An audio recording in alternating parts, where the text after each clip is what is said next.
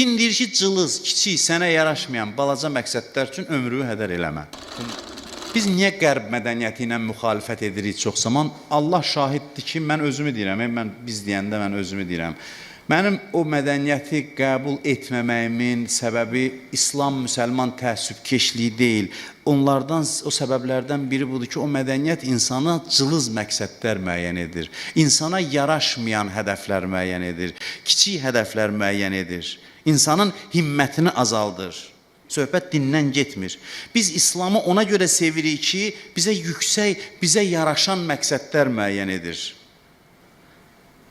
Din ona görə sevirik ki, din bizə maksimum özümüzdən, öz ruhi potensialımızdan istifadə etmə imkanı yaradır. Biz qərblə buna görə razılaşmırıq ki, niyə sən elə şeylər təbliğ edirsən ki, insan cılızlaşır, kiçikləşir, insanın dəyəri düşür.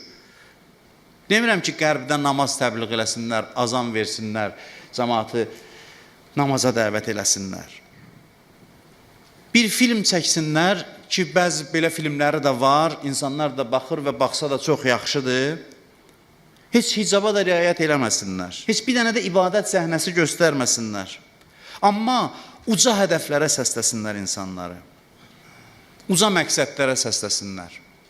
Hugo'nun Səfirlər əsəri var, həmişə aktualdır, hamı oxuyur. Niyə görə? Mən bir dənəsini misal deyirəm. Ona görə ki, bax, bu ali insani hədəflər tanıtdırır insanlara. Namaz təbliğ eləmir ki, oruc təbliğ eləmir ki. Hugo dindar idi, xeyr. Namaz qılan idi, xeyr.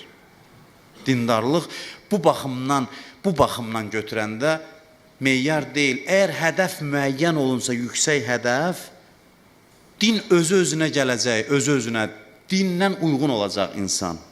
Bizim davamız istənilən mədəniyyətlə budur ki, insanları bədbəxt eləməyin, cılızlaşdırmayın, cılız məqsədlərə yönəltməyin.